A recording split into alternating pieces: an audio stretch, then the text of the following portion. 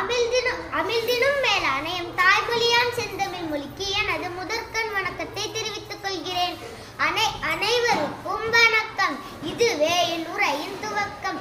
என் பெயர் மதனிகா. இன்று ஜனவரி 26 நாட்டின் 76வது குடியரசு தினத்தை கொண்டாடுகின்றோம். உங்கள் அனைவருக்கும் இனிய குடியரசு தின நல்வாழ்த்துக்கள்.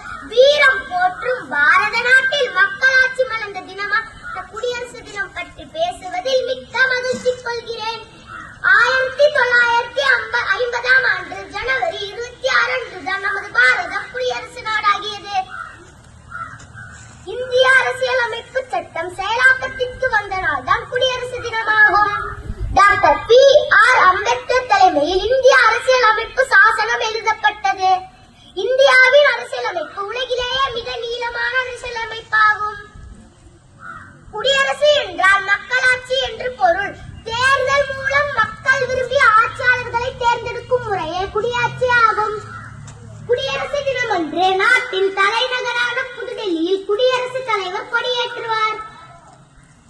விழாவில் முப்படைகளும் தங்கள் சாகசங்களை